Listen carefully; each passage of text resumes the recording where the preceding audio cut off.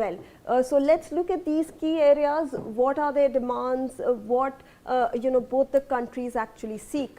So the US actually wants increased purchases of American energy, and India wants increased US energy exports to in fact India. So obviously US is looking at exporting energy, exporting the energy, expanding the energy ties with New Delhi, and they are doing this amidst a energy crisis that the countries across the globe are in fact facing because of the West Asia crisis.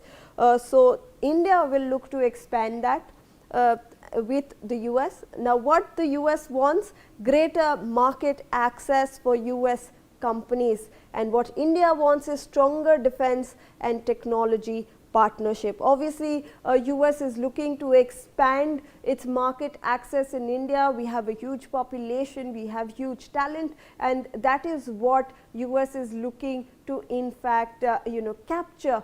And India is looking at stronger defense ties, stronger technological transfers in such defense production as well.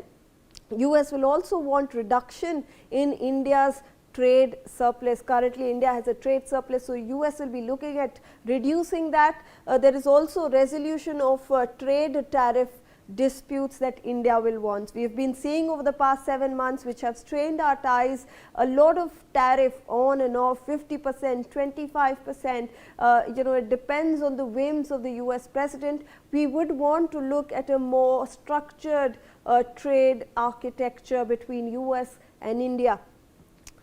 Let's look at stronger counter China posture in the Indo-Pacific. This is what something that US will be wanting. India wants support against cross-border terrorism. So while US looks to counter China, India wants firm support against terrorism, because we have been facing it. We have faced the brunt of terrorism because of this in our neighborhood, and we will want US support on that front as well. US actually wants bigger defense and weapon purchases from the US, and India wants deepening Quad and Indo-Pacific cooperation. US will obviously, like the economist on our panel pointed out, that US will want big ticket purchases going out to India. That helps them. But for India, we will want cooperation, we will want tech transfer, we want to be self-reliant, we want to push forward Viksit Bharat, self-reliant India to 2047. So we will be looking at those areas. US actually wants support on intellectual property and tariffs, and India wants stronger defense and technology partnership. So US will be looking at supporting stronger intellectual property rights and tariffs, because this is something that the US giants have been focusing on. This is a major area for them. In India, this is a gray area, and India actually would want like we mentioned, stronger defense and technology partnership. So tech can also include semiconductors, tech can also include a lot of critical minerals that we'll want, and supply chain, alternate supply chains that India will be looking at. Let me in fact also rope in Shruti Dasgupta, who has been patiently waiting since the start of this discussion. Ma'am, obviously first when I come to you, I want to understand, we just had Trump visit China, and right after that we have Marco Rubio, who is the Secretary of State, visit India. There are a lot of foreign media talking about how India will be comparing these two visits.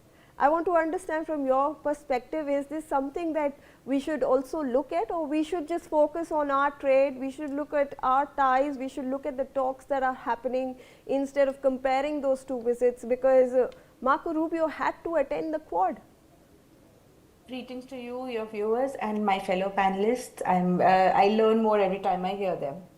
So what I understand right now is we should not compare it, but we should definitely analyze this immediate reason to come to a Quad nation under the pretext of attending Quad meetings or assigning an agenda.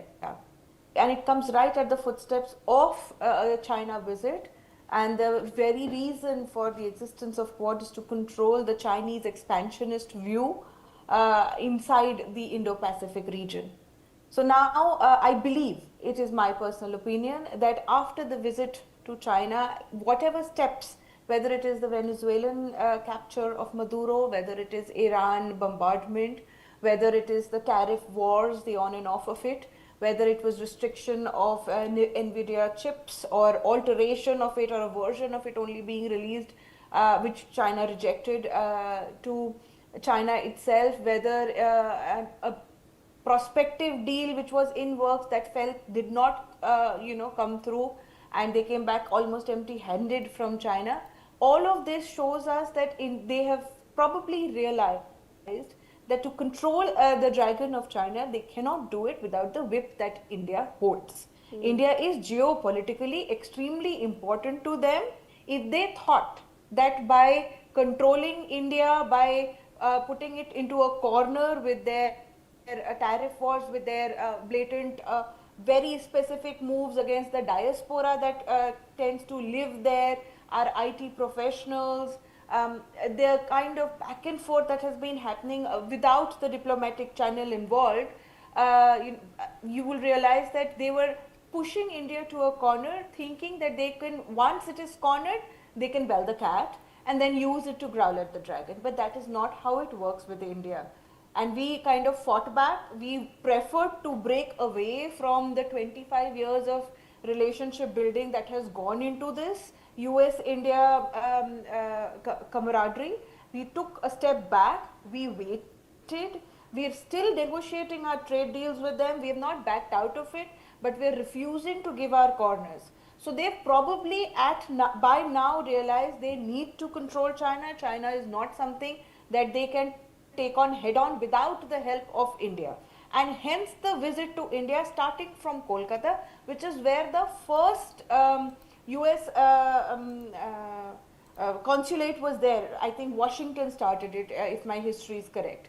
So right in the 1700s, this consulate began, and there is also a NASDAQ listed company there which provides defense chips, if I'm not wrong. So there are a large amount of investment that Kolkata plays centrally to this entire relationship. And this entire control of China, I expect, is going to flow through the Myanmar route, for which Bangladesh is important, for which India's northeast is important. You also have to take into account that we did arrest a few American nationalists in engaging in very imprudent actions in the past few months, and these things have shown America that their CIA covert actions will not be tolerated. They have to have our agencies into it. Whatever their plans are, they cannot accomplish it without India's full cooperation, and for that they are going to have to weigh out how their diplomatic